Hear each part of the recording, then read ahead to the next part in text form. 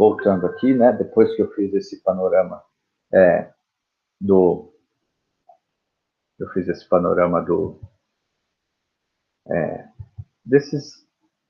da teoria, né? Passei lá e grifei os pontos mais importantes. Agora vamos fazer os exercícios. Eu peguei os exercícios da série roxa e alguns do foco do Enem. O baile charme, uma das mais conhecidas manifestações culturais de natureza imaterial da cidade, é um decreto lá do Rio de Janeiro, disponível em Jornal do Brasil, que tornou o baile charme um patrimônio cultural do Rio de Janeiro, um bem imaterial do Rio de Janeiro. E eu não sei se você conhece baile charme, lá do Claudinho Bochecha, tinha até uma música. Qual é a diferença entre o charme e um funk? Um anda bonito e o outro elegante.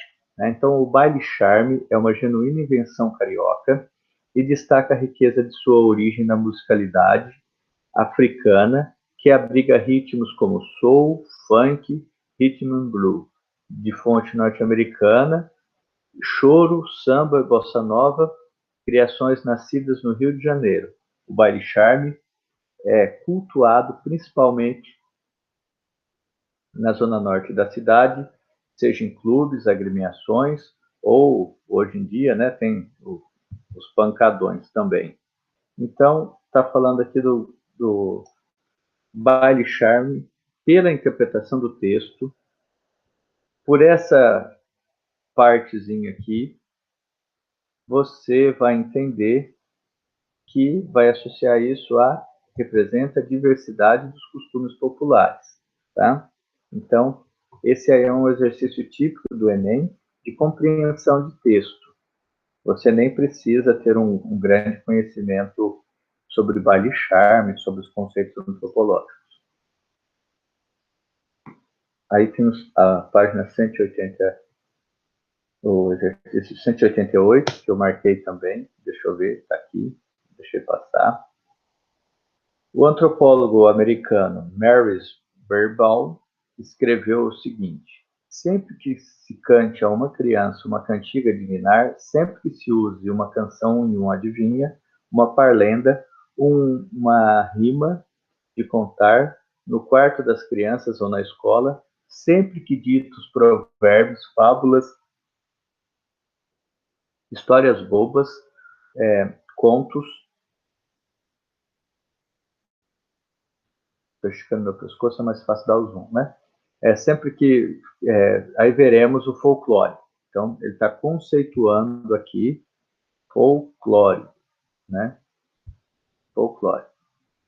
E em seu próprio domínio, sempre em ação no mutável. Não folclore mutável, sempre a ponto de agarrar e assimilar novos elementos ao seu caminho. O texto tem como objetivo a construção da identidade cultural, reconhecendo o folclore como sendo uma manifestação. E aí, aí a gente vai por associação, né? Aqui, ó, mais uma vez, foco no Enem, né? O Enem trabalhando com interpretação de texto. Está sujeito às mudanças de interpretação. Que olha aqui o mutável, né? Mutável, e aqui está sempre sujeito a mudanças de interpretação, tá? Bom, o próximo exercício aí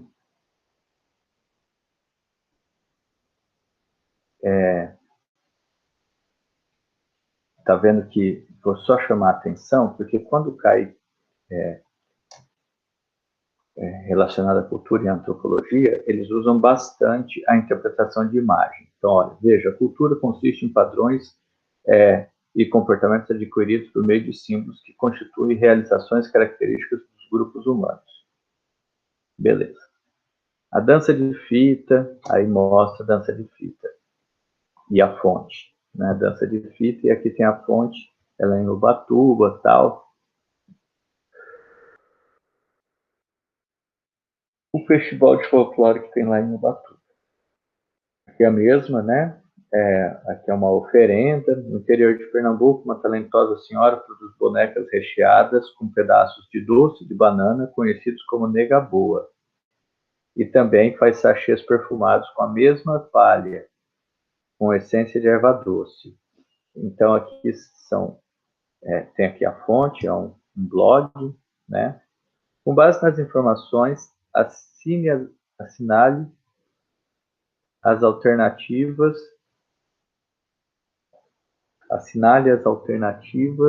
corretas. Ah, tá. Assinale a alternativa correta. Então, ambas as imagens representam um exemplo de cultura material? Não, porque a primeira é uma dança, não é cultura material. Então, nessa você exclui. A cultura não material é representada exclusivamente na imagem 2? Não, a imagem 2 é de cultura material, né? Está mostrando aí a bonequinha e tal. A imagem 1 representa um exemplo de cultura material. Não, é o contrário. E aí, a imagem 1 representa um exemplo de cultura material e a imagem 2 um exemplo de cultura material. Imaterial, a dança, material, a manifestação cultural aí. Aí aqui tem uma imagem que é acompanhada de um texto, né? Então, trata-se de um processo da Universidade de Pernambuco, trata-se de um processo de aquisição que ocorre por meio de vários grupos e de culturas diversas, permitindo que indivíduos de uma cultura aprendam um comportamento ou tradições de indivíduos de outra cultura. É errado pensar que uma cultura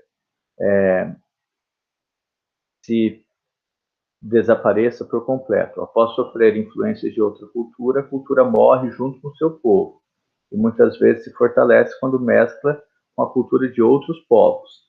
Devemos considerar que, mesmo nos tempos feudais e mercantis, nenhum povo conseguia viver constantemente isolado, que a cultura é um processo dinâmico e em constante formação e expansão. A cultura não é estática ou mórbida, ou seja, por fatos históricos humanos ou até mesmo bélicos, ela muda, né? Ela é capaz de perder, reaver ou absorver novas referências durante o processo de consolidação e organização de uma sociedade. O processo cultural descrito no texto e é apresentado dá-se o nome de, quando uma cultura é absorvida por outra, dá-se o nome de aculturação, né? Então vamos lá. Endocultura é a cultura interna de um grupo. Etnocentrismo é você ter uma visão a partir de um único povo. Contracultura é uma reação à cultura dominante. Então, por exemplo, o funk é uma contracultura. Então, a cultura dominante diz que devemos nos portar de determinada maneira, e aí há manifestações de contracultura, tá? E no texto, aqui, há explicações sobre aculturamento. Deixa eu só ver aqui o que aconteceu. Tem alguém pedindo para entrar? Pronto. Entrou. Vamos lá. De volta ao exercício. Nós estamos na página, não sei que página é essa, 268, né? E aqui é mais um exercício da série roxa, 192. A humanidade cessa. Só para terminar aqui, né? Eu estudaria bastante esse conceito de aculturação e isso me lembra uma nova discussão que está tendo a respeito da abertura ou não das reservas indígenas. Reserva indígena não é um consenso entre antropólogos e sociólogos.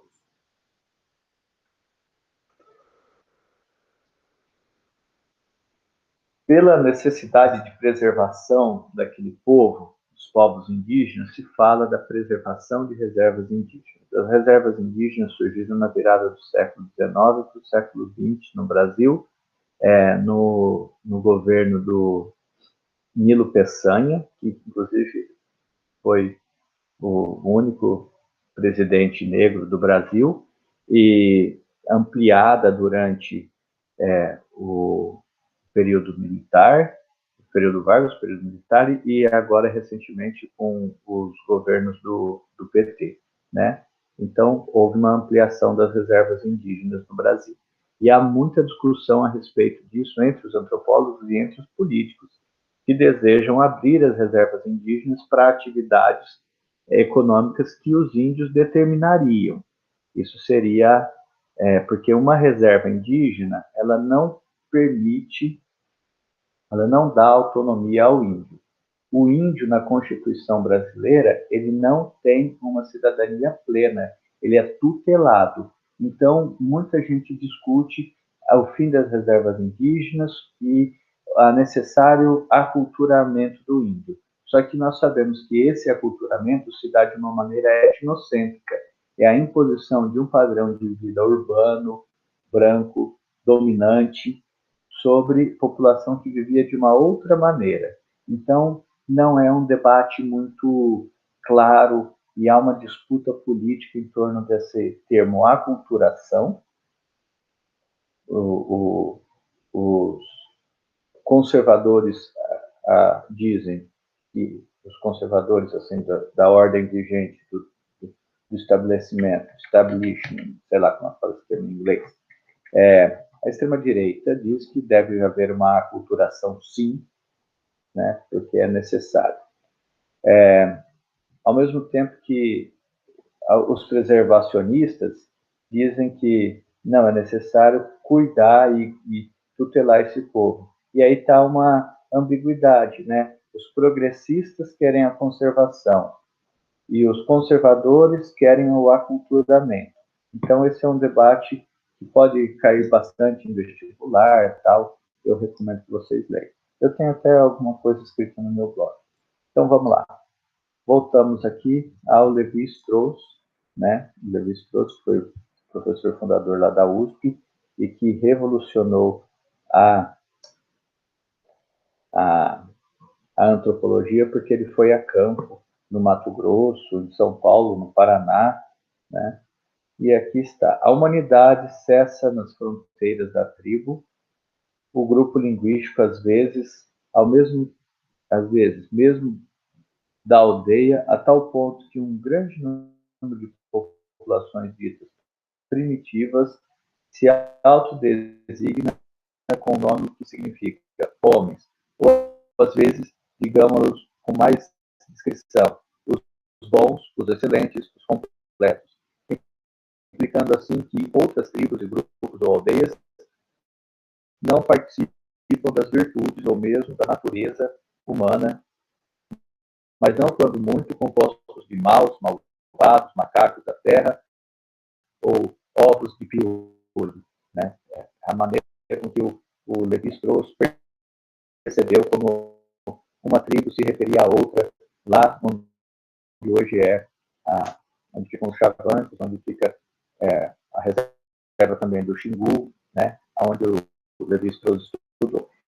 Nesse trecho, o antropólogo Levi-Strauss descreve a reação de estranhamento que é comum às sociedades. Então, um povo sempre acredita que a sua cultura é a mais relevante.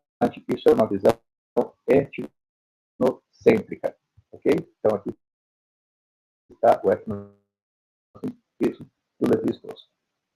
Deixa eu ver se eu marquei mais alguma. Eu estou preocupado porque quando eu fiz isso na aula passada, nós demoramos muito. E estou dando uma travada, né?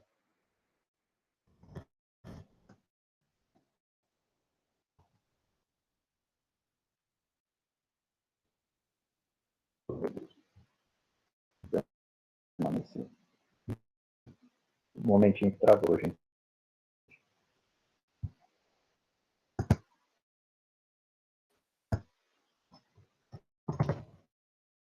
Travou. Bom, aqui na página seguinte, tem o exercício 195, que a maior parte dos exercícios de psicologia aqui é de Londrina e do Federal de Uberlândia. Eles apontam como os mais importantes. Já que chegou alguém lá, deixa eu abrir a sala.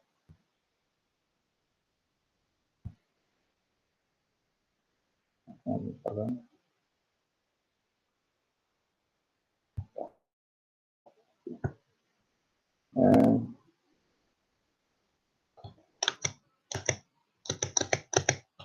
Então, voltando aqui, né, tem esses exercícios da Universidade Federal de Uberlândia, né, que veja a maneira com que você precisa responder, né? Então, o encontro de culturas distintas e o convívio com a alteridade são temas recorrentes da história da humanidade. As reações a uma cultura diversa à sua e as formas como as diferenças culturais são concebidas têm variado ao longo do tempo. Atualmente, a antropologia entende que a diversidade cultural tem origem na capacidade de diferentes culturas em se adaptar ao meio ambiente circundante. Em parte, sim. Aí você já fica em dúvida, né? Capacidade psiquiátrica distinta dos diferentes grupos humanos, psíquicas, perdão. Olha, em parte sim, mas você fica também em dúvida, né? Porque, por exemplo, há determinados agrupamentos humanos, há um estudo antropológico sobre isso, de que, por exemplo, em tempos de paz, em que há governos mais progressistas, digamos assim, os ditos de esquerda, então, por exemplo, os atenienses, Alexandre o Grande, foram políticos que, ao ver a cultura alheia, tinham um certo fascínio, né? Enquanto grupos mais etnocêntricos vê a cultura alheia como uma ameaça, como algo a ser extirpado, né? E nesse lance aí, a gente fica em dúvida, né? A capacidade psíquica é distinta de diferentes grupos humanos. Então, diferentes grupos humanos têm... Ai, meu Deus do céu. Fala oi para a câmera. Diferentes grupos humanos têm essa diferente visão sobre como é o estrangeiro. Alguns grupos, eles são menos xenofóbicos, mas isso é uma teoria muito recente. No grau de conhecimento da natureza, né, a antropologia entende que a diversidade da cultura tem uma origem complexa nas formas distintas de expressar a condição humana por meio de símbolos, que é o elemento aqui da cultura material, né? Então, essa pergunta aí, ela é bem capciosa, né? Você basicamente vai excluindo, né? Você vai olhando e falando, olha, essa visão aqui é muito preconceituosa, essa visão aqui é muito antropocêntrica, né? Para poder excluir essa questão, tá? Então, vamos lá, continuando aqui, descendo, deixa eu ver se eu marquei mais alguma, que a gente muda de módulo. Esse módulo aqui já vai falar da diversidade cultural do Brasil, tá? E lembrando que os dois conceitos principais da apostila foi o conceito de homem cordial, do Sérgio Buarque de Holanda, e o conceito de miscigenação cultural do Gilberto Freire. Então, tem aqui uma música, duas músicas, né? Cidade maravilhosa, cheia de encantos mil. E aí tem o da Fernanda Abreu, Rio, 40 graus, Cidade Maravilha, Paraíso da Beleza e do Caos, né? E essa questão aqui é basicamente de cidade maravilhosa, glorificação da cidade ideal. E aqui, reconhecimento de uma diversidade cultural. É basicamente interpretação de texto, no entanto, enaltecimento e valorização da integração étnica, mistificação da relevância política, ostentação da beleza natural. Ah, não, Rita, me solta. Não estou brincando com você, não, gata louca. Bom, o Então, aqui basicamente é a interpretação de texto, né? Aí você vê aqui, valorização da integração étnica. Você vai excluir a C, porque você vai ver que ele está dizendo que não há uma integração, que há uma distinção. De um lado você tem o Rio é uma cidade camuflada, com governos misturados, camuflados, paralelos, sorrateiros, ocultando, ocultando comandos. Então há o reconhecimento de uma diversidade cultural, mas não há uma valorização da integração étnica. A 202 é uma pegadinha, né? Mas é bem legal vocês estudarem, porque ela fala bem, pega aqui uma conceituação do mundo da educação, que é uma página da UOL. Um momentinho aqui, deixa eu ver se você passa.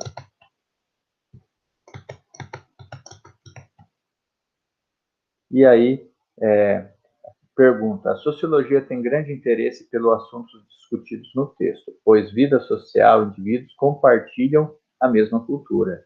Isso caracteriza como membros de um grupo social. O que é incorreto? A discussão sobre desigualdade de gênero e diversidade sexual são importantes para compreender a identidade cultural de um grupo? Sim, hoje se fala muito disso, inclusive no conceito de justiça, como nós vimos em aulas anteriores, né? O conceito de justiça contemporâneo, em filosofia do direito, fala de uma, uma justiça que dê conta da realidade daquilo que a gente chama de racismo estrutural, machismo estrutural, que é a realização da desigualdade dentro das minorias. Então, é verdade. A cultura tem um papel importante na compreensão das personalidades, nos padrões de conduta e das características próprias de cada indivíduo. Sim, nós somos resultado da imersão cultural que nós temos. E aí, a cultura, como mercadoria, é um elemento importante para a formação da identidade cultural de um povo e de um grupo, pois diferencia os que possuem e os que não possuem cultura por meio de acúmulo intelectual. Na verdade, não como mercadoria, mas a cultura como ela própria é um elemento de distinção social. Então, você tem duas pessoas ricas, igualmente ricas. Você tem lá o Neymar, que é rico pra caramba, e você tem o Lewis Hamilton, que também é rico pra caramba. Só que o Lewis Hamilton tem um gosto apurado, passou por uma escolarização lá na Inglaterra, apesar de sua origem humilde. E aí, quem é mais apreciado? O Lewis Hamilton, porque ele sabe falar mais idiomas, ele conhece mais obras de arte da cultura erudita, porque a cultura também é um elemento de distinção social. Na verdade, é o segundo elemento de distinção social. O primeiro elemento de distinção social é a posse de dinheiro, de capital. O segundo elemento de distinção social é a posse de,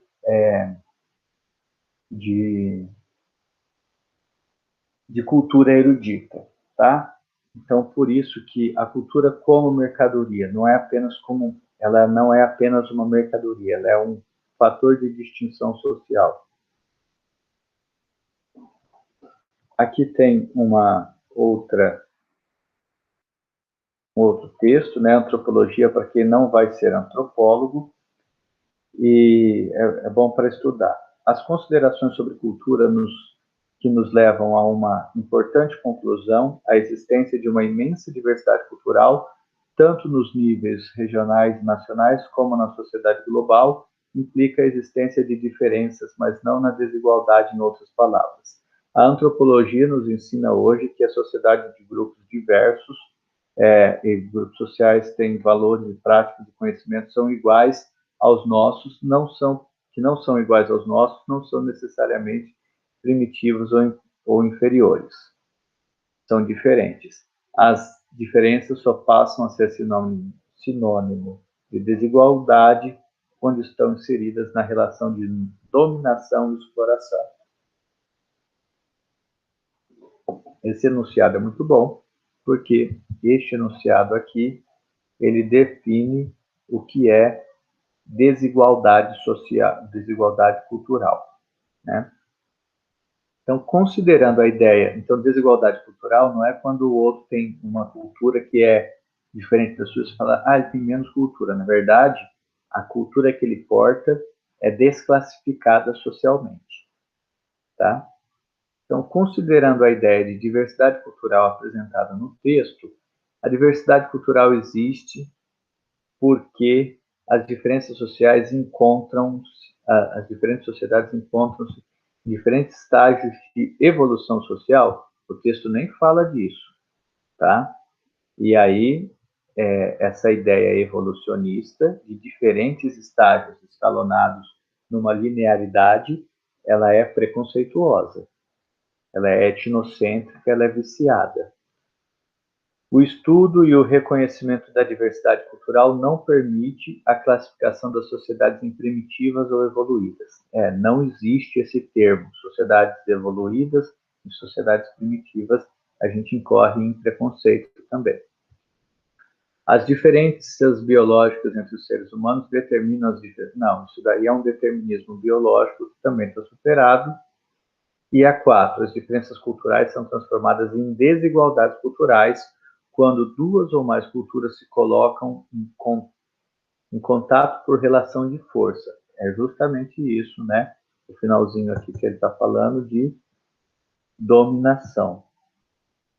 Opa, meu desenho ficou ótimo.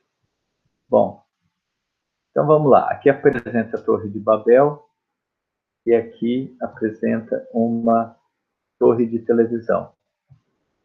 E a pergunta 204, para você fazer uma interpretação sobre isso. Ela eu não marquei, mas eu vou responder porque eu acho interessante. Então, olha, a Torre de Babel é quando todos falam de maneira diferente, lá do mundo religioso, e aqui tem uma instalação de 2001 a 2006, diferentes gravadores, diferentes rádios antigos, né? E essa proliferação de informação que nós temos pela comunicação em massa. E a resposta aí dessa 204 é a resposta B. As culturas mantêm uma relação de conflito e tolerância, né? Torre de Babel, conflito. Ou aceitação, de acordo com a historicidade de cada sociedade e com a forma como determinada cultura dominante se impôs ou é imposta. Então, por exemplo, a gente fala tanto de miscigenação cultural no Brasil, mas o próprio elemento de miscigenação cultural do Brasil é uma legitimação da cultura dominante europeia. A gente fala, não, aqui é miscigenado desde que haja uma prevalência da cultura europeia. Tá? Bom, a 205 está falando de história da África, tá? E acabou que o negócio que borrou, né? Mas as sociedades tribais ou primitivas seriam para eles sociedades tradicionais. A suposição de que havia um consenso absoluto sobre a organização social e a vida cultural de cada tribo era possível através da ideia de que os africanos e os imperialistas europeus tinham da tradição. As sociedades tribais ou primitivas seriam para eles sociedades tradicionais. E eles viam, portanto, a história da África como uma maneira homogênea e impuseram essa visão homogeneizadora, sem ver as diferenças que existiam internamente dentro da cultura africana. Tá?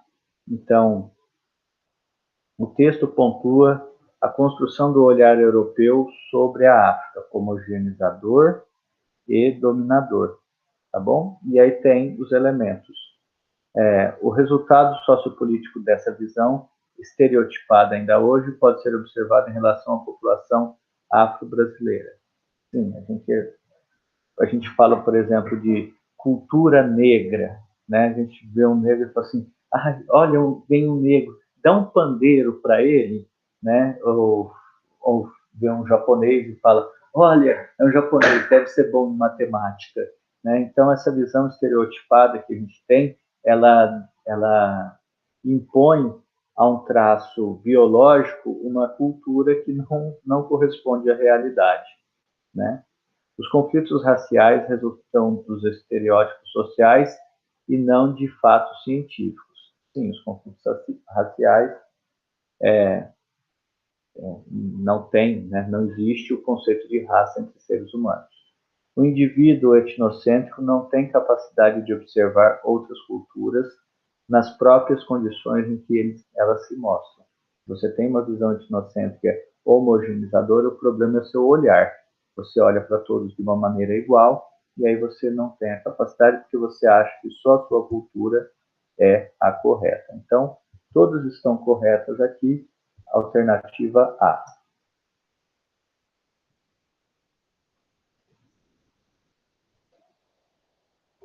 Na página 210 tem outro exercício aqui sobre verdadeiro e falso, sobre a conceitualização de cultura. As culturas têm seus próprios padrões de comportamento e não se misturam? Não. Aqui nós temos o conceito de miscigenação. A diversidade cultural é um fenômeno exclusivamente global, não ocorrendo dentro do mesmo país? Não. Há, por exemplo, no Brasil, uma composição cultural ainda que muito homogênea, muito branca europeia, ainda nós temos traços culturais de povos indígenas que vivem uma nação cultural diferente, nós temos diferenças regionais, culturais regionais profundas, por exemplo, o sul e o norte, né?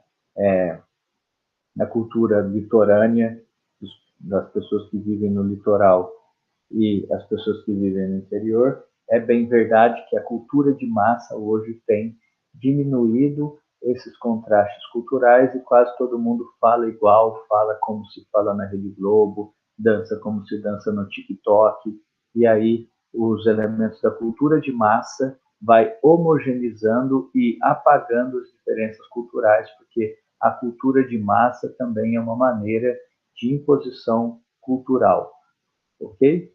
Então, a diversidade pode ser entendida como uma contribuição, os gestos e expressões são fortemente influenciados por fatores culturais. A resposta aqui ficou E, tá? As duas primeiras são falsas e as duas últimas são verdadeiras. Mais uma questão aqui, né? Uni-Oeste. Do ponto de vista sociológico, a expressão diversidade cultural sustenta o processo por meio de qual as classes dominantes combatem as formas de expressão das classes populares. Processo de diversidade cultural. Isso aqui é dominação cultural, é a pluralidade de manifestações e expressões rituais burocráticas. Então, veja, essa da Uni-Oeste é uma questão na qual você tem que conhecer vários conceitos e saber certinho o que é aquele conceito. O conceito aí, o primeiro que apresenta é uma visão etnocêntrica, o segundo é a diversidade cultural, é o conceito certo. O terceiro, ideologia subjacente ao exercício da cidadania das classes sociais hegemônicas, isso daí é uma cultura nacional ou a construção da identidade nacional, a C. A D, apenas a defesa dos direitos dos negros e das mulheres indígenas, está falando de um conceito de cultura das minorias, das desigualdades multiplicadas. E a E, apenas os direitos dos membros da sociedade subalterna da sociedade. Então, aí está dizendo também essa E é a contracultura. Então, nós temos uma questão bastante difícil, porque você tem que ficar lembrando qual é o conceito certinho, tá? Bom, acho que vamos ao módulo 12 agora, página 276. Unioeste, Unicentro. Então, essa questão aqui vou pegar da Mafalda, porque eu gosto, mas um momentinho, deixa eu aumentar o zoom. Então, dentre as várias interpretações sobre a sociedade brasileira, destaca-se aquela que atribui a nós brasileiros o jeitinho, a cordialidade, a malandragem. Na leitura weberiana de Sérgio Buarque de Holanda, Gilberto Freire e Roberto da Mata, está associado a um conceito estabelecido pelo Sérgio Buarque de Holanda, que é a cordialidade do homem brasileiro, que é aquele que age muito mais por emoção, por interesses pessoais, sexuais, do que por interesse econômico, tá? Então, a malandragem significaria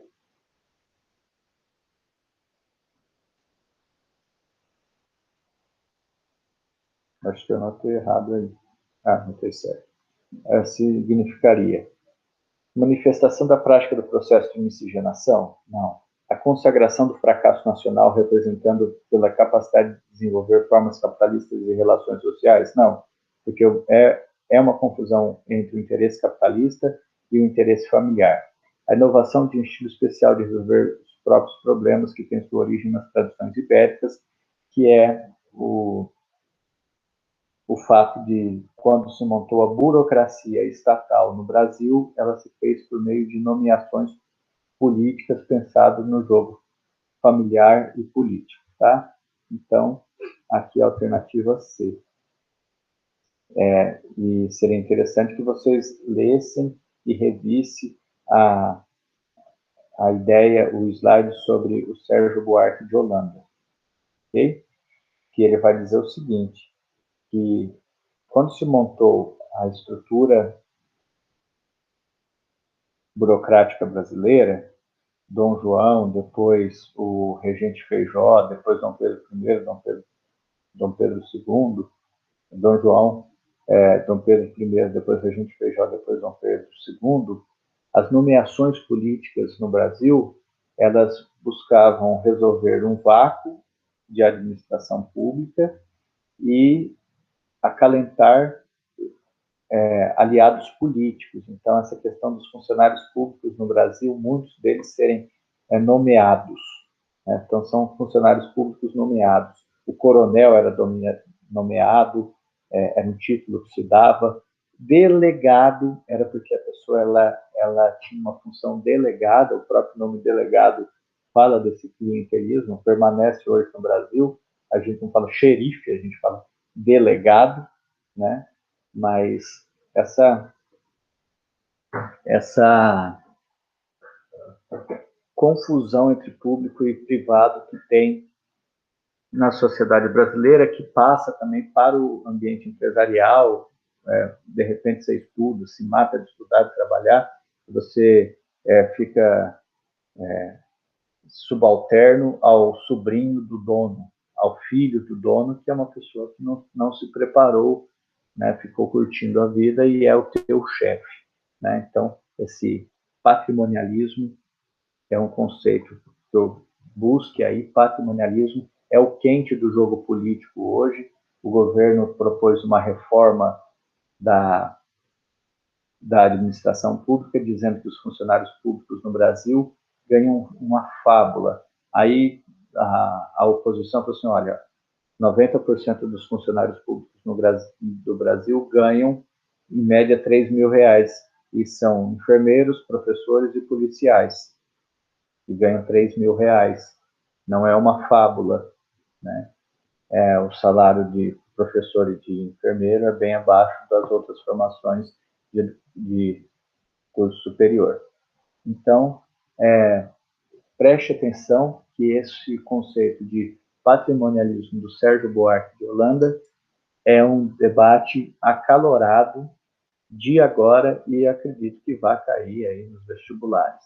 Sérgio Buarque de Holanda, patrimonialismo. Observe a tirinha a seguir da Mafalda. Né?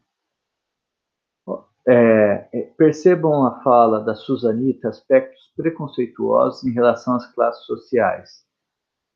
O que ela está falando? Ora, você não entende por que são pobres porque querem que use a cabeça, sua tonta, use a cabeça. Pense nos barracos onde eles moram, naquelas porcarias de móveis, nas roupas que eles usam. Você não percebe que, além de ganharem pouco, ainda tem mania de investir em coisas de má qualidade, né? Por isso são sempre pobres. Esse preconceito da Suzanita é baseado naquilo que se chama de relativismo cultural, que vê diferentes formas culturais como uma forma de livre, como então relativismo cultural eu anotei aqui do lado, ó.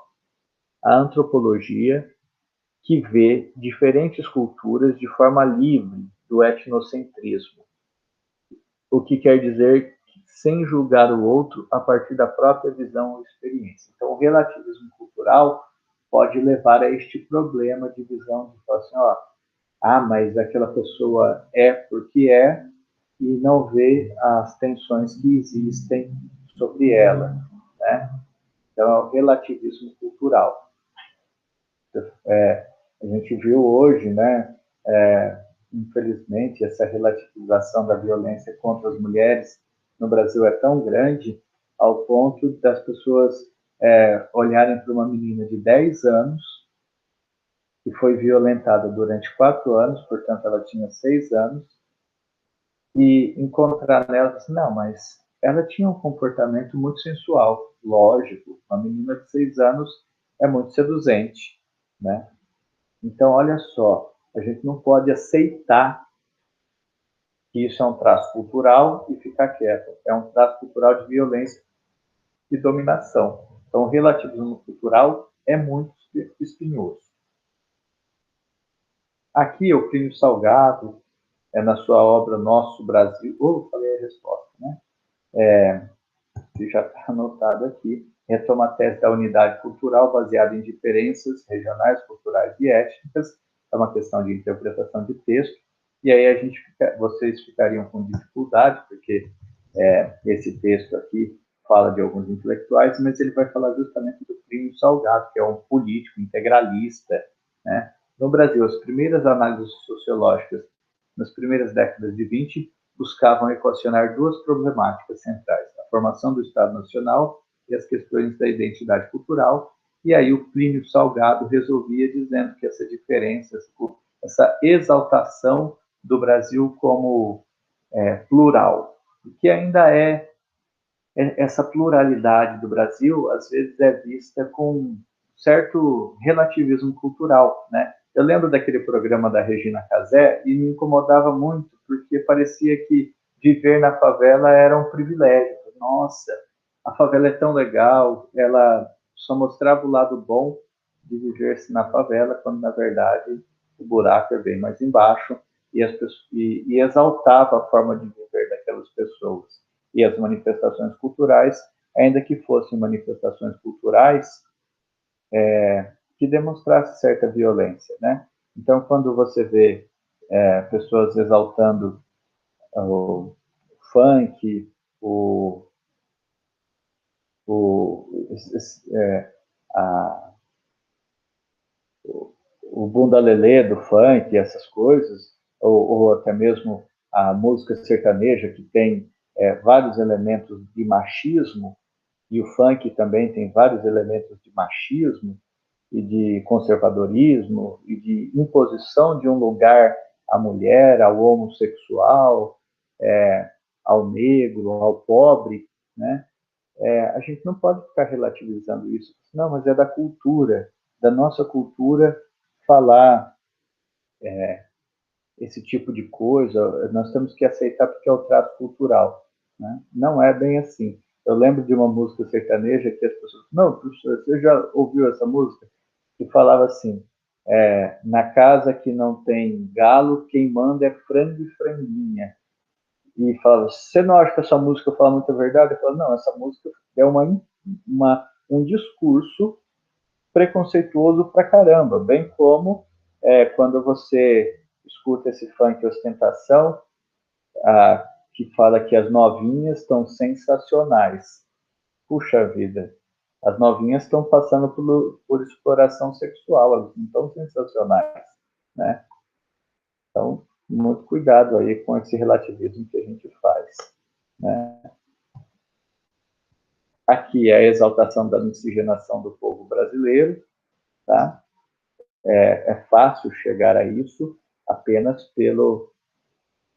Aqui tem capoeira, aqui tem o aleijadinho, que eu não sei, mas acho que o aleijadinho era negro,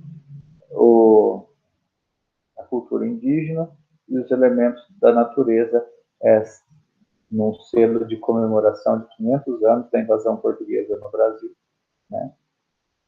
Que exalta o quê? A miscigenação do povo brasileiro. Uma suposta miscigenação, uma harmonia e festa das raças. Bom, vou continuar. Aqui, mais uma vez, ó, preste atenção que esses exercícios de antropologia têm muito elementos de análise de pintura, né? Então, tem aqui um texto, Casa Grande de Senzala, que é um documento histórico importante, mas a gente precisa ler ele em seu tempo, nos anos 20 e 30, não havia tanta acuidade de conhecimento sociológico, e veja só o que escreveu o Gilberto Freire. Mulheres sem ter, às vezes, o que fazer, a não ser dar ordens estridentes aos escravos, ou brincar com papagaios, saguis e molequinhos. As outras, porém, preparavam doces finos para o marido, cuidavam dos filhos. Então, o documento a seguir apresentam aspectos ligados à condição da mulher no Brasil colonial. Essa daqui é a mulher branca, que não tinha o que fazer, a não ser gritar com os empregados, com os escravos. E aqui, se você olhar a pintura, tem vendedoras de aluá, de limões doces e cana de manoê e de sonhos. Essa é uma pintura do Jean-Baptiste Debré, então é, portanto, de 1888, por aí, né? Virada do século XVIII para XIX. E se você olhar aqui, é uma outra condição da mulher, ó, vendendo cachaça, vendendo sonho, vendendo quitutes, vendendo limão. Essa daqui é a mulher negra, tá? A análise desses dois documentos permite afirmar que o período colonial, as mulheres brancas administravam os negócios? Não, dizia que elas nem tinham o que fazer. O comércio era uma atividade restrita às mulheres brancas? Não, as mulheres negras se dedicavam muito mais ao comércio de quitutes. As atividades das mulheres brancas eram exercidas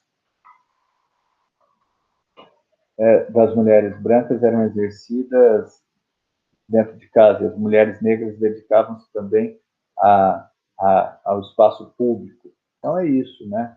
Essa suposta...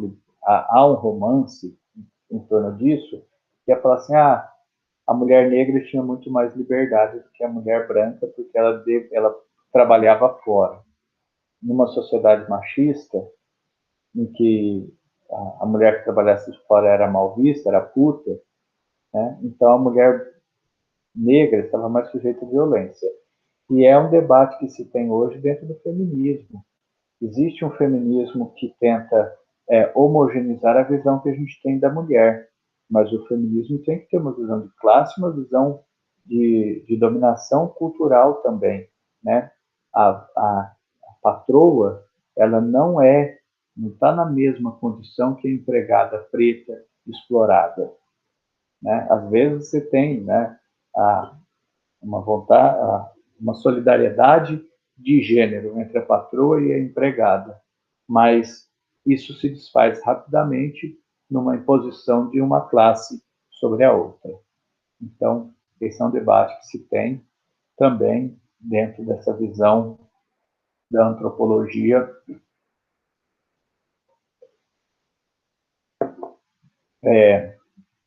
das desigualdades que não podem ser vistas como uma circunstância apenas cultural.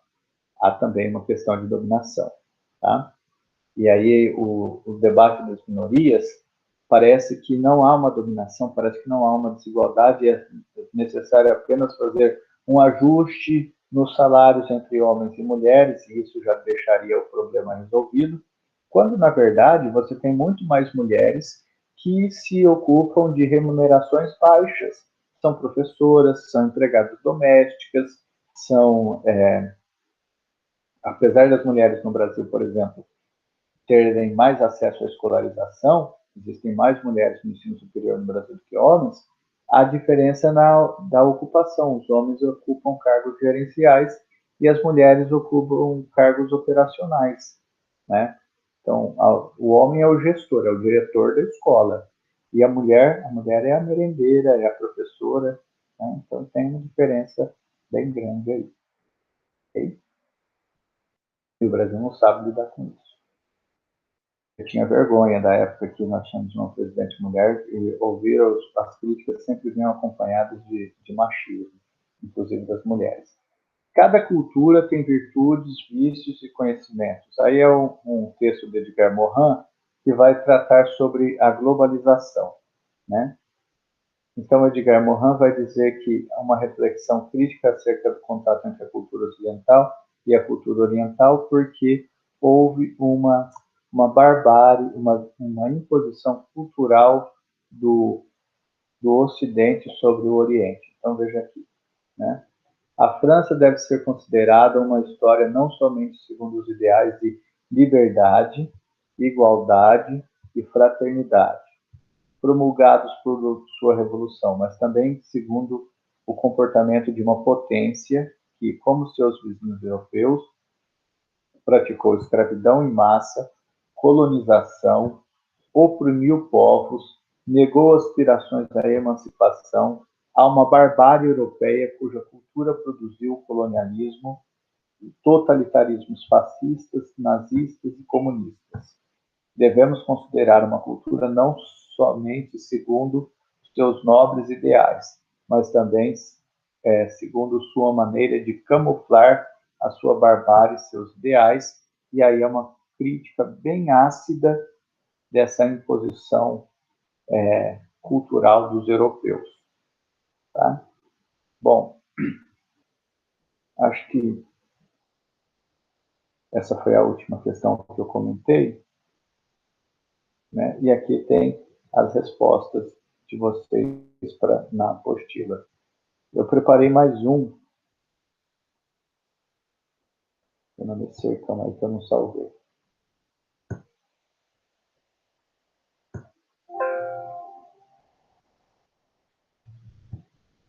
Depois eu posto novamente.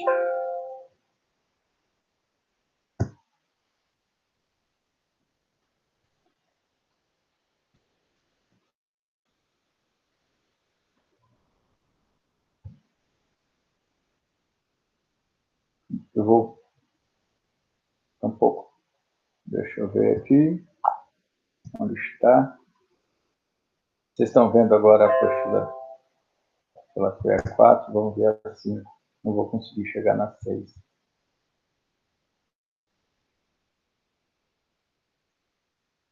Um momentinho.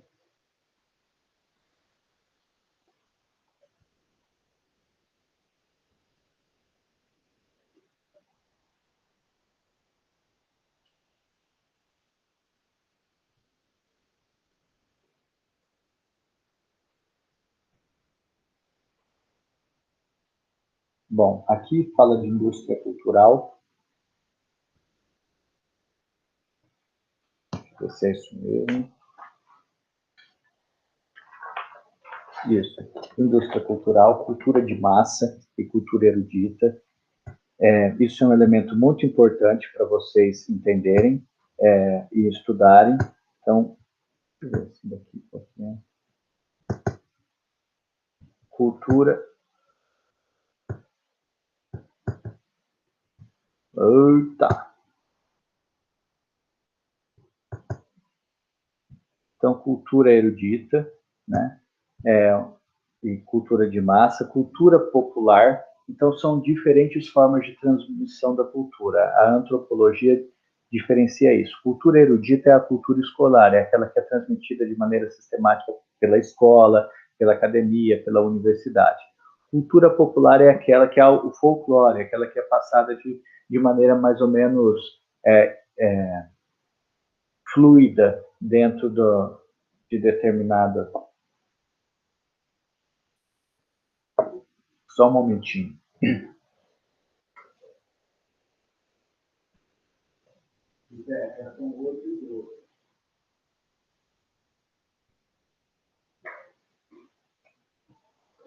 Então, a cultura popular, ela é o folclore, é aquela que é transmitida de maneira mais ou menos fluida nos grupos. E tem a cultura de massa, que é a que prevalece. A cultura de massa é a cultura comercial, é a dos grandes meios de comunicação em massa, e ela, no Brasil, por exemplo, ela foi é a matriarca da cultura brasileira, porque o Brasil não se estabeleceu com um processo de escolarização. No Brasil não houve, nem no momento de independência, nem proclamação da República, o estabelecimento de uma imposição cultural nacional por meio de escola, mas houve um apelo ao nacionalismo por meio da comunicação em massa, pelo rádio e pela TV, na era Vargas e na era da ditadura militar, né? Então, a cultura de massa, ela tem um viés de interesse que é vender uma ideia e vender produtos, propriamente, tá? Então, são diferentes maneiras de manifestação, de propagação da cultura. Aí tem um apanhado histórico, e aqui os meios de comunicação em massa, leiam isso daqui novamente, inclusive tem em algum lugarzinho aqui uma passagem do Humberto Eco. Humberto Eco, antes de morrer, soltou uma pérola sobre as redes sociais. Assim, as redes sociais deu voz a um bando de imbecis, que pessoas medíocres que não têm nada a falar e falam o tempo todo, né? Então, ele foi bastante ácido e azedo, né? Umberto Eco, que é um grande teórico, né, italiano, sobre cultura de comunicação em massa. Então, os meios de comunicação em massa, tal, e aqui começa uma crítica, que é a escola de Frankfurt, que é a escola de Frankfurt, fundada por Walter Benjamin, Theodor Adorno e Habermas, que são Marcuse, que o Habermas está até hoje vivo, o Max Hockenheim já morreu. Essa escola de Frankfurt, que eu sinalizei aqui, ela estudou a ascensão, como que pode a Alemanha ter ascendido a ascensão dos regimes totalitários associados à cultura de massa. Então, por exemplo, foi um fenômeno que hoje se repete. As pessoas não tinham uma completa noção de distinção entre realidade e vida em relação ao cinema, e fazia uma confusão lascada. E isso foi utilizado pelos regimes ditatoriais para a ascensão do totalitarismo. Hoje a gente está vivendo, infelizmente, a mesma situação. As pessoas não sabem distinguir, e é mais difícil até distinguir o mundo virtual do mundo real, e aí você tem novamente as instituições totalitárias, tá? Então, são elementos aí que a gente precisa ficar atento. Bom, a escola de Frankfurt, ela usa vários elementos das ciências humanas, não só da sociologia, mas da filosofia, da psicologia, da estatística, para denunciar a cultura como um elemento de dominação cultural e imposição violenta. E aí começa um debate contemporâneo aqui sobre globalização e cultura. Então, releio também essa parte sobre globalização e cultura, que, na verdade, é o debate cultural que nós temos, político que nós temos hoje. Apesar das pessoas aí falar, o comunismo, fulano é comunista, tal governo é socialista, nós não temos, com exceção da Coreia do Norte e de Cuba, nós não temos nenhum regime socialista poderoso, vigente no mundo, né? Cuba não tem poder nenhum, só tem poder ali na América Central, e a Coreia do Norte só tem poder de chatear a Coreia do Sul e o Japão, né? mas essa imposição de uma cultura global e essa ascensão de nacionalismos pelo mundo é uma reflexão também bastante pertinente para o nosso momento histórico, porque o verdadeiro antagonismo que nós temos hoje é um mundo cada vez mais global, com diminuição das fronteiras, diminuição dos poderes dos Estados nacionais e dos interesses culturais nacionais, e uma ascensão, né, uma reação nacionalista, Brasil, Estados Unidos, Polônia, né? Esse é o verdadeiro antagonismo político que existe hoje.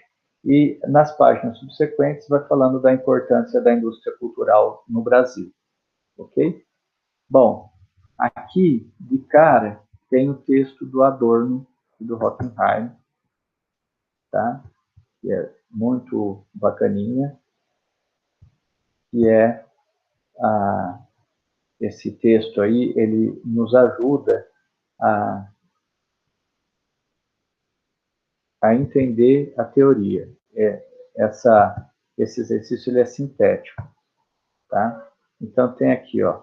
Segundo Adorno e Hockenheim, a indústria cultural pode se ufanar de ter levado a cabo com energia e ter erguido, em princípio, a transferência e ter erigido, em princípio, a transferência muitas vezes desejada da arte para a esfera do consumo, de ter despido a diversão de suas ingênuas e inoportunas e ter aperfeiçoado o feitio pelas mercadorias. Então, essa imposição do consumo como o principal elemento de troca cultural do mundo. Tá? Os consumidores têm as suas necessidades produzidas, dirigidas e disciplinadas. A cultura de massa, ela nos tornou massivamente iguais, maçantemente iguais, tá? Então é um elemento que a gente precisa ficar atento.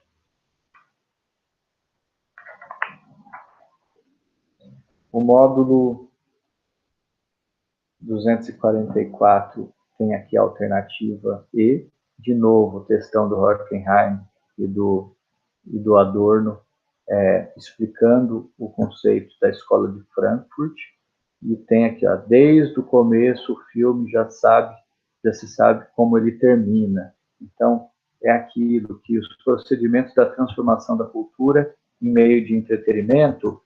Por que a gente gosta de filmes que têm sempre o mesmo enredo? Por que a gente passou décadas assistindo Chaves com a mesma piada repetida? A gente assiste desenho animado repetido. A gente assiste Chaves repetido, porque isso nos dá uma moleza intelectual, né? A gente já espera o padrão, e se não é dentro daquele padrão, a gente vai assistir um filme aí mais cool, ou vai ler um livro que não mantém um padrão, a gente fala, ó, oh, caramba, né? Não gostei. Então, a cultura material, a cultura de massa, perdão, ela nos impõe até a mesma maneira de pensar. Eu sempre fico com pressa. Bom, tanto a técnica quanto economicamente, a publicidade e a indústria cultural se confundem, né? Então, aqui nós temos o conceito de indústria de Hockenheim, e aí está pedindo para apontar a alternativa certa, considerando a citação de Adorno e Hockenheim sobre o processo de industrialização da cultura, assinale o que for correto. Vamos às erradas, então. Como se observam Adorno e Hockenheim, o progresso da publicidade ajuda as pessoas a se informarem sobre os melhores produtos e escolhem livremente o que querem comprar? Não, na verdade é um poder de convencimento, né? Se você for falar a verdade, você vai falar assim, McDonald's, no final das contas, todos os lanches são iguais. Ou compre o seu automóvel, Volkswagen, Chevrolet ou Fiat, tanto faz, são todos veículos ultrapassados que só são vendidos no Brasil. Ou então você vai criando assim a publicidade ela não é sincera, ela não vai te deixar escolher livremente, ao mesmo tempo que vai estimular em você um desejo que a princípio você não tinha, né? Dá para você viver sem relógio de pulso e hoje você tem mensagens subliminares de artistas, jogadores e tudo mais, ostentando um relógio para dizer, olha, eu sou melhor do que você, né? E aí você fica se sentindo desprestigiado. Segundo Adorno e Hockenheim, o único ramo da indústria cultural que não se corrompeu com a lógica capitalista de produção foi o jornalismo. Puxa vida, o Hockenheim, o Adorno e o Walter Benjamin têm textos enormes mostrando como o jornalismo se confunde com publicidade e a maneira com que se edita o texto, se diagrama um jornal, se lê uma notícia, tem a ver com uma imposição de cultura, de uma imposição e um convencimento cultural. Você vê quase todos os jornais hoje têm o mesmo perfil, né, de um suposto debate. Então você vai assistir o Jornal da Cultura, que é o jornal que eu assisto, tem sempre dois debatedores.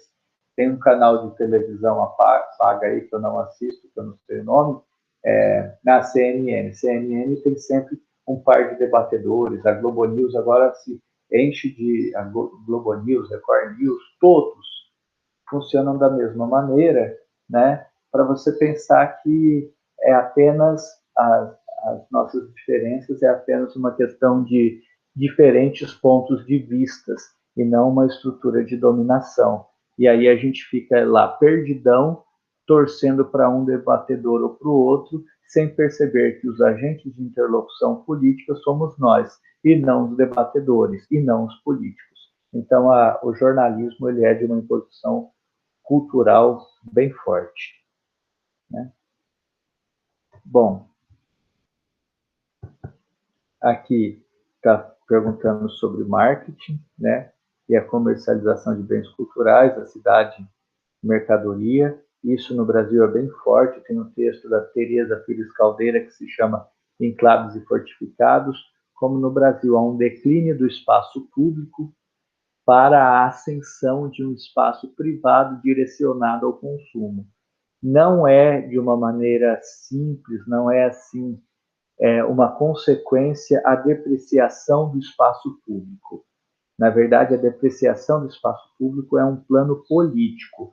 Você diz que a pracinha é perigosa, que a rua é perigosa, que tudo é perigoso, que o espaço da rua, o espaço da praça é um espaço brega, decadente, perigoso, de pessoas drogadas, para você vender a higienização do condomínio fechado e o artificialismo das pessoas felizes nos supermercados e nos shopping centers. Então, há uma imposição cultural de dominação que passa pela depreciação do espaço público no Brasil. 825. Aqui tem uma outra sobre a escola de Frankfurt. Tá? A expressão da indústria cultural indica uma cultura baseada na ideia de prática de consumo. Isso é um elemento muito importante da escola de Frankfurt.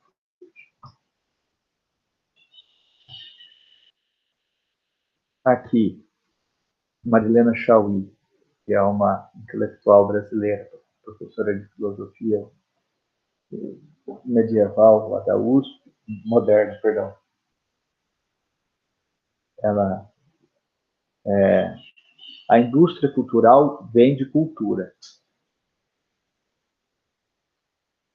Para vendê-la, deve seduzir e agradar o consumidor. Para seduzi-lo e agradá-lo, não pode chocá-lo, provocá-lo, fazê-lo pensar, fazê-lo ter informações novas que perturbem, mas deve devolver-lhe como uma nova aparência o que ele já viu e já fez. A mídia é o senso comum cristalizado que a indústria cultural devolve com uma cara de coisa nova. Dessa maneira, um conjunto de programas e publicações que poderiam ter verdadeiro significado cultural tornaram-se, ao contrário da cultura, de sua democratização. pois se dirigem a um público transformando em massa inculta, infantil, desinformada e passiva. Então, de acordo com o texto da Marilena Chaui, ideologia, a cultura de massa nos leva a quê? Né? Os meios de comunicação em massa para a democratização da cultura, ela vai dizer que essa suposta democratização se transformou numa imposição cultural. O papel fundamental da indústria cultural para o desenvolvimento de uma população reflexiva, ao contrário. O maior interesse da indústria cultural é vender produtos culturais e não construir um público consumidor reflexivo. Essa é a resposta correta. A finalidade principal das programações e publicações da indústria cultural, a saber, é perturbar o senso comum? Não, é cristalizar o senso comum. Então, essa questão aí é uma questão bastante firme, forte e importante. Tá? Deixa eu ver se eu sinalizei mais alguma. Eu acredito que não. Do módulo. Vamos ao módulo 14. Aqui. Né? Módulo 14. Isso daqui é um texto bastante longo do FATEC, né, Centro Paula Souza. A maior manifestação cultural de massa, a mais popular festa do Brasil, o maior show da Terra. Será que eu serei o dono dessa festa no meio de uma gente tão modesta? E aí ele vai dizendo, em fevereiro de 2006, da cidade do Rio de Janeiro, com a presença de representantes de todas as escolas de samba, foi oficialmente inaugurada a cidade de samba, um complexo arquitetônico com 22 mil metros quadrados, localizados estrategicamente próximo ao Sambódromo. Beleza. 14 galpões. Beleza. Os galpões são colocados à disposição das 14 escolas do grupo especial de cada ano, para o preparo do desfile. Como? Utilizando dessas tecnologias mais avançadas, materiais de sucatas, reciclados, rolhas, tampinhas, blá, blá, blá, faz tanta coisa bonita. No barracão, a indústria nada se perde, tudo se transforma.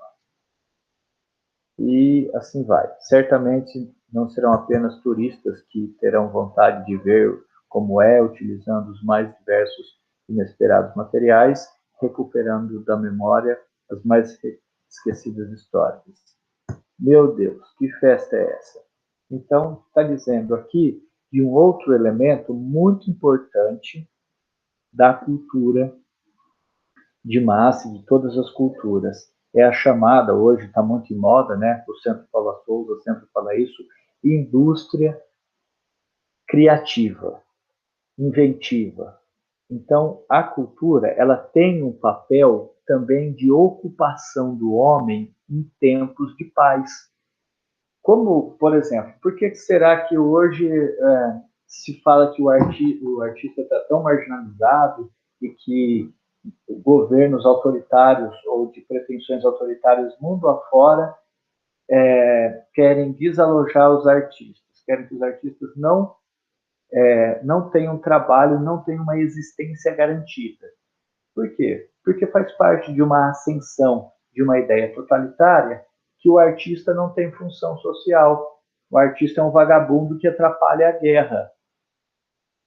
Então, a não ser que é por entretenimento e alienação do soldado, o artista atrapalha a guerra.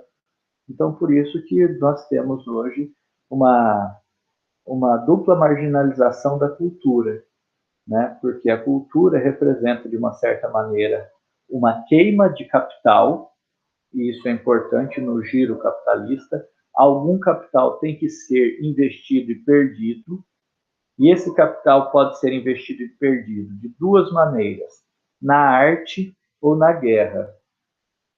E você queimar o capital excedente, mantendo o capital escasso e o dinheiro vivo. Então, ou você faz arte, ou você faz guerra. E aí fica sempre essa ideia agora vendida de que os artistas são luxuosos e vivem da miséria alheia, quando, na verdade, você pega um contingente de reserva, uma população que não tem trabalho, e vai empregá-la no entretenimento, na arte, na beleza. Então, a arte ela é uma cultura de paz e ela também tem um viés econômico, que é o que está dizendo aí esse texto.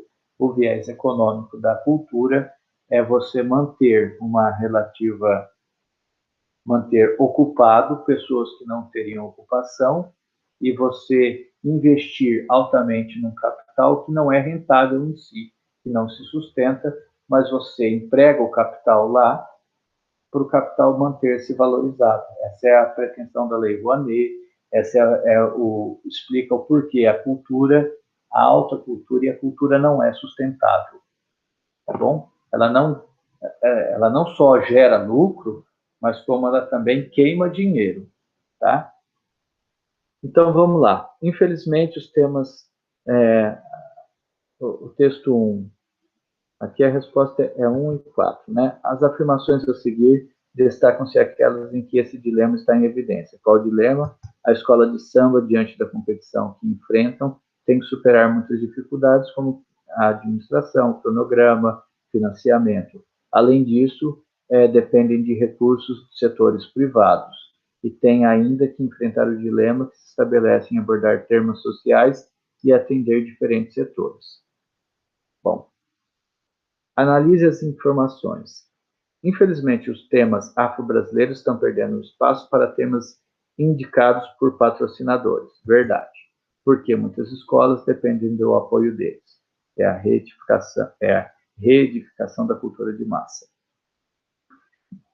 Discutir preconceito racial num evento grandioso como o Carnaval é muito importante. Verdade. Pois leva à reflexão sobre todo o processo de exclusão que o negro foi submetido, desde quando foi retirado da África, passando pelo cruel processo de escravização, sofrendo com as mazelas sociais. Mas não é isso que está dizendo o texto. Então, não há uma congruência.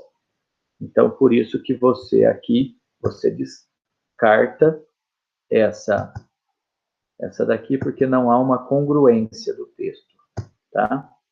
E a preocupação com a mensagem está acima do desfile? Não, né? A preocupação com a mensagem hoje tem perdido espaço para uma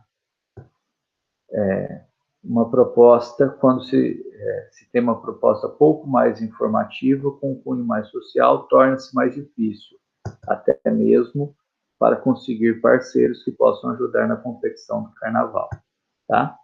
Então, essa transmutação aí do carnaval.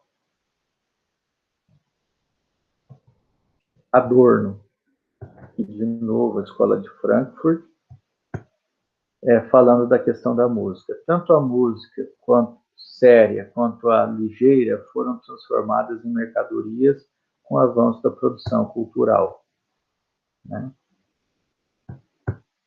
Bom, gente, é isso, né? Tem essa última questão aqui que eu assinalei, que é a questão da importância da TV no Brasil. Em azulzinho está a participação da Globo, esse é o tamanho da Rede Globo, esse aqui é o SBT, essa daqui é a Bandeirantes, essa é a Rede TV, essa é a CNT, e esse aqui é a Record, né? Record, Rede TV. Então, o número de veículos inclui os casos de dupla afiliação às cabeças de rede. Então, esse é o tamanho das TVs no Brasil. E a Globo, portanto, ela corresponde a um quarto, pouco mais de um quarto, mas em termos de audiência ela é 54%, em termos de mercado, de adesão aos anunciantes, ela corresponde também a 54%. Tá? As receitas da Record é 240 milhões e da Globo é 1 bilhão 590 mil. A audiência da Globo corresponde a mais da metade. Aí a interpretação dos dados, que diz o quê? que os dados sobre a divisão da concessão de TVs no Brasil indicam a concentração de poder de produção nesses grupos: Record, SBT, Globo, CNT, Rede TV, Bandeirantes, né? Embora a Rede Globo, então essa está correta, embora a Rede Globo tenha o maior número de grupos afiliados e de audiência e de arrecadação como um mercado publicitário, a visão econômica, entre outras redes, garante a feição democrática. Não, não tem feição democrática e há um perfeito alinhamento entre elas, né? O mercado de diferentes veículos de mídia revela que 60% dos jornais e 70% da audiência pertence a dois grupos. Verdade. Pertence aqui, ó, a audiência 54% para a Globo e 23% para o SBT, dá 79% da audiência. O mercado, a Globo corresponde a 54% e o SBT corresponde também a 20%. Então, 60% e 70%. Tá? É verdade. Os números de grupos afiliados às grandes redes de TV revelam diversificação. Não, não tem diversificação. Ó. É apenas esse grupo aqui. Essas quatro grandes, e aí tem a Rede TV, que não é tão expressiva, e a CNT. Tá? Então, a concentração da distribuição das concessões de TV, isso é uma herança do regime militar. Então, aqui, a última que eu vou resolver, tá? Porque vocês estão em aula, né? Cultura de massa, essa daqui conceitua cultura de massa, tá bom? Então, gente, é isso. Estou salvando aqui as alterações e vou postar novamente para vocês, tá? Daqui a pouco. Teve um probleminha lá e eu não consegui postar no Classroom as aulas, tá bom? Então é isso. Muito obrigado pela paciência aí de vocês, de ficar vendo esses exercícios. Eu não vi nada no chat. Semana que vem eu volto com teoria, tá? E aí a gente vai mesclando dessa maneira para desenvolver bem e que vocês estudem bastante, tá bom? Então, tchau, tchau, gente. Daqui a pouco eu solto a gravação lá no Classroom, tá? Tchau, tchau. Boa aula aí para vocês. Interromper a gravação.